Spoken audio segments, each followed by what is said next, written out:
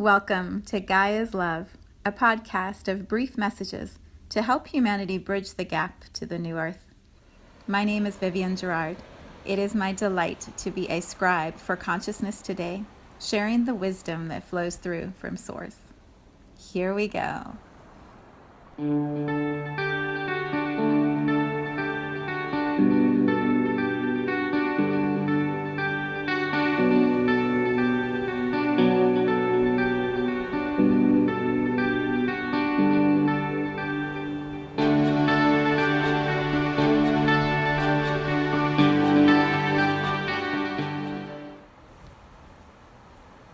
Episode 248.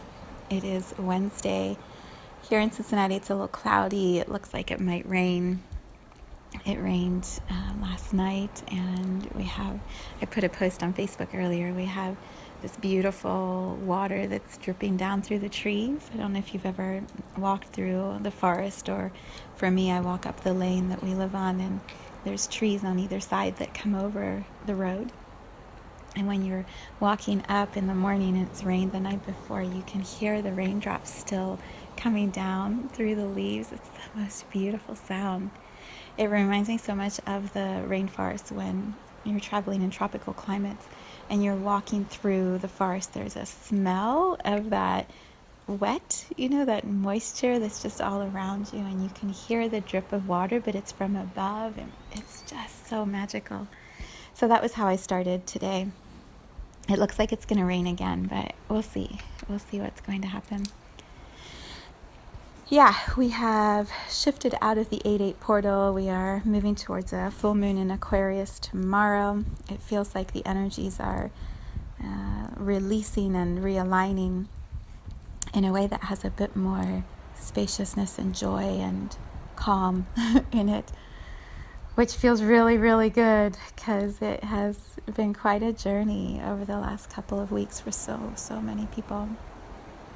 So a little light step would feel really good. What I thought I would share today is some gardening knowledge.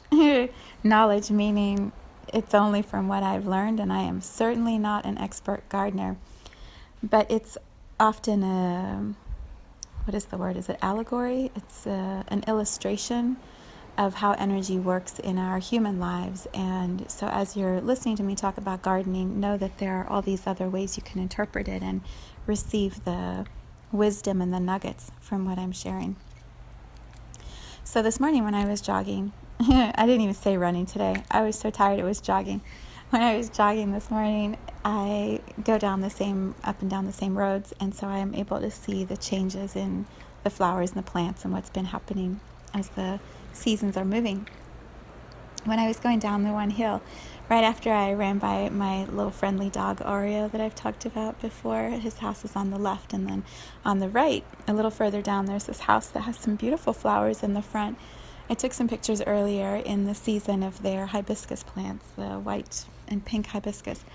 And so today when I was running, these two little yellow daylilies were just bopping around in a plant that looks like it's quite dead, that the season has completed. But these two flowers were just brightly standing up, just, bopping around. And I saw them when I ran down. I'm like, what? That's so unusual, because the daylilies bloom earlier in the year, and sometimes we get a second bloom, but not very often. And it doesn't look like any of my daylilies at home are going to bloom. So when I came back up, I took a picture of these two little happy yellow flowers. I'll post that as the image for today so you can see it.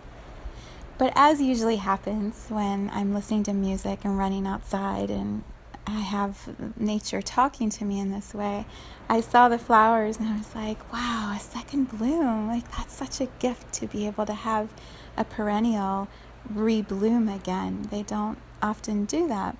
And so as I was running, I was just contemplating this whole idea of second blooms. So what I thought I would do is share how this all works in case you are not a gardener. And if you are a gardener, you love perennials and second blooms, so you'll love what I'm talking about. When I was little, my mom gardened all the time, and she was so good at it. She still is just so good at it. She knows what is blooming when and how to layer a garden so that there's always something blooming, and so that the shorter ones are in front and the taller ones are in the back, and curvy, beautiful beds, and just a variety of different plants and flowers. I mean, she just makes the most magnificent gardens. She brings in stones, which my grandparents were both stone workers. They built homes from stones, beautiful, gorgeous big homes. And they always did it with their hands. I think my grandmother, her job when she was younger was a gardener for the school where my grandfather taught in South Africa. So there's this whole history of being very connected to nature and the land and the cycles of the seasons. Of course, in South Africa, there's a more temperate climate, and so you have lots more variety of plants, and you don't lose them all winter like we do here. But anyway, I digress. So I grew up watching my mom garden, and I would play, but it was usually in the mud and the dirt, and it wasn't really to help her in any way. When she wanted me to weed, I would just get so frustrated because I hated weeding. Weeding is not any fun. And so when I first moved into my first home, my first husband and I moved into this home together, and my mom, I asked my mom to come over. I said, help me, like, this garden is nothing. What are we going to do? And we have all this land and these trees, and we need to make beautiful gardens. And so we shaped out, what the garden would look like, and the flower beds, and we started transplanting a few things. Some of my friends already had lots of different plants, and so we were dividing things and replanting. And so what happens with a perennial, if you're not familiar with gardening, there are annuals and there are perennials.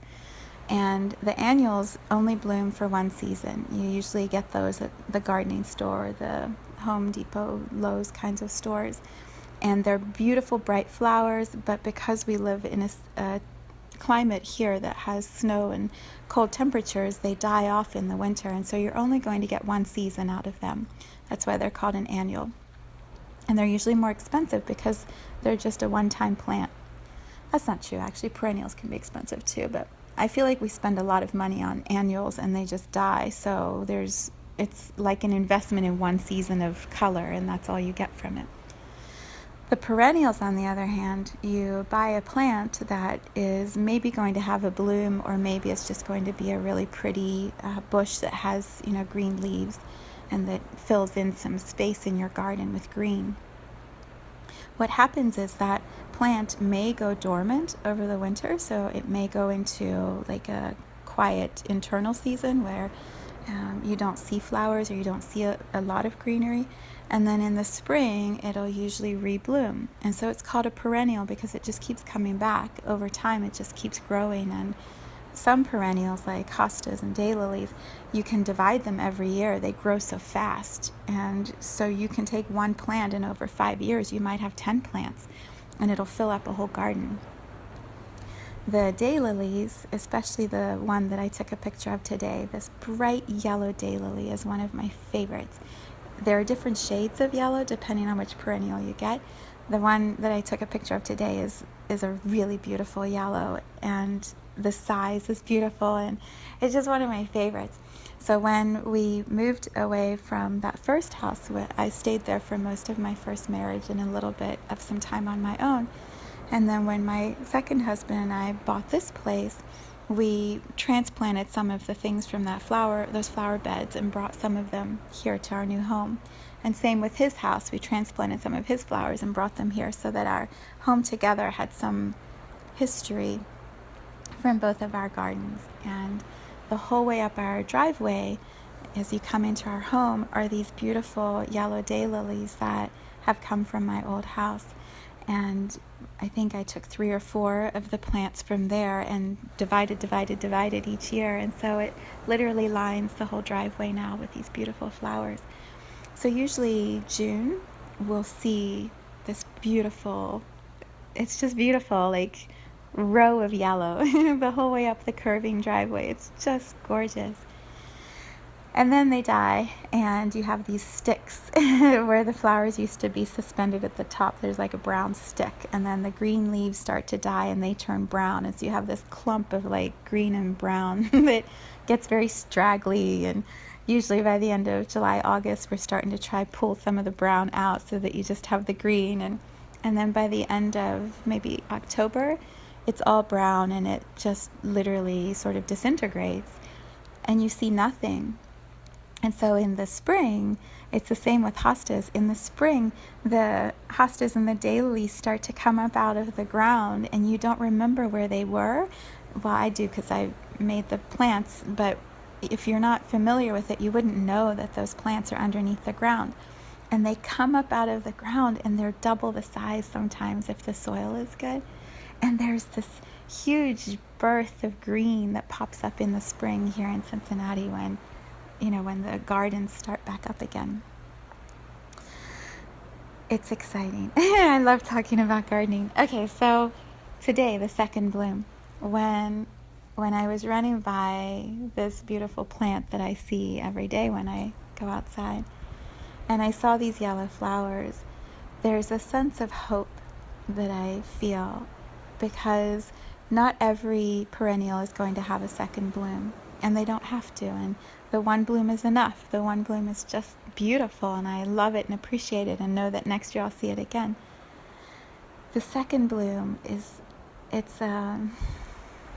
for me, it's just so sweet.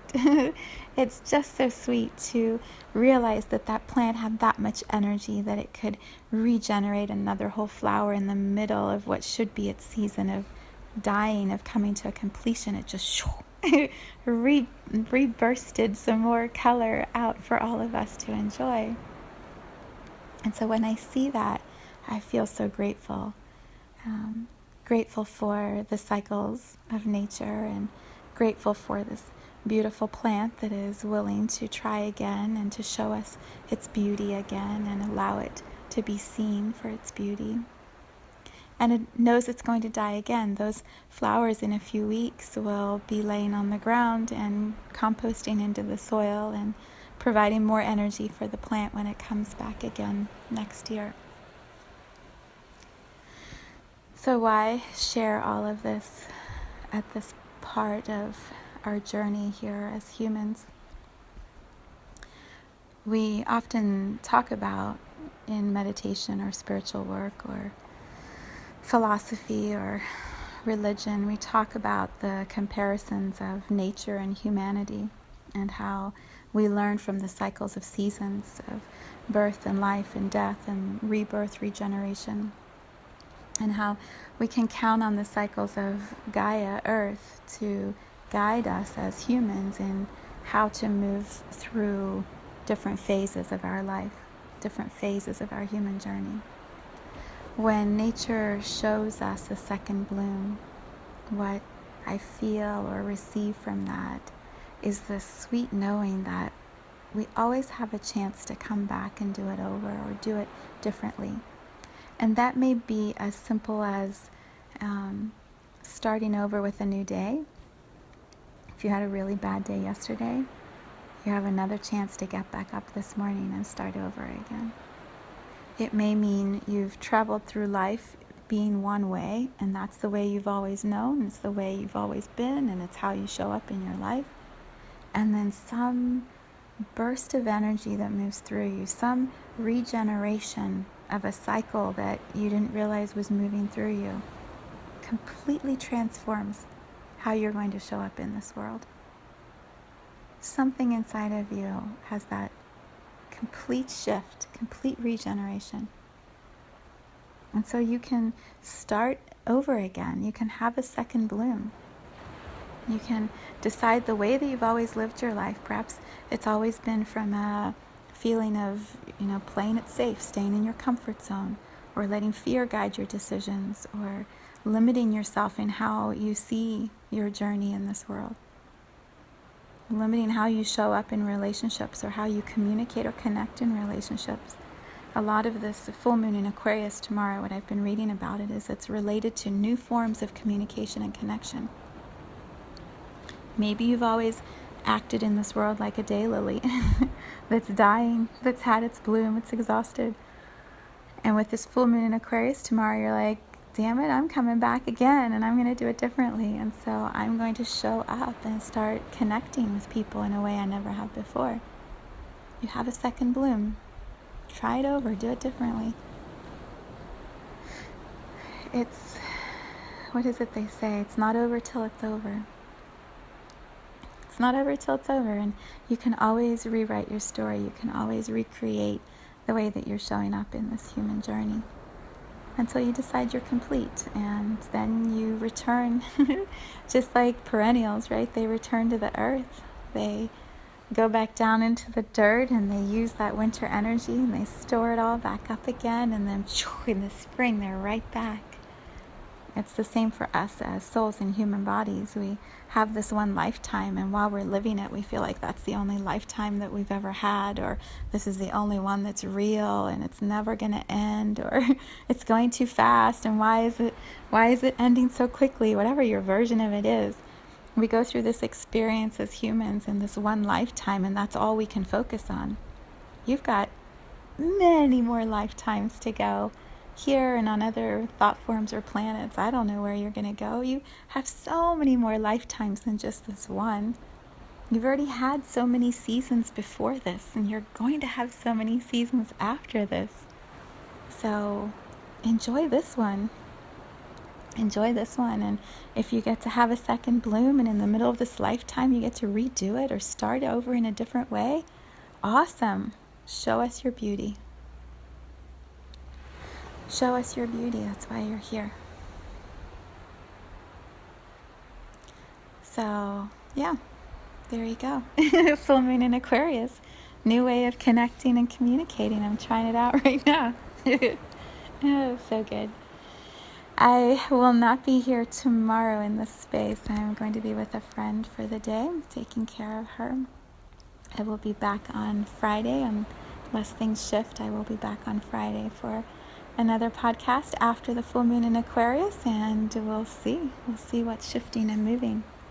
If you haven't done any reading yet in astrology on different sites, I encourage you to look into what this full moon is offering and find some time and space and be still and allow perhaps the potential of a second bloom to move through. And then we'll come back on Friday, or maybe Monday. We'll come back and regroup together. All right, so much love until then.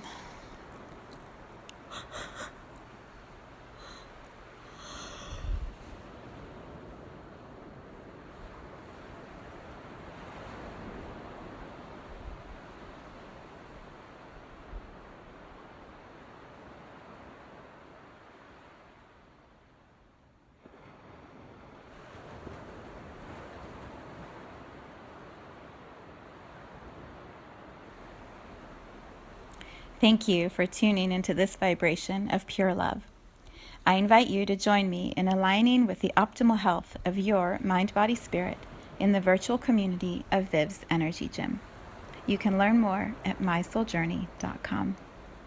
Let's take this message of Gaia's love out into all of our relationships and communities today. So much love from my heart to yours.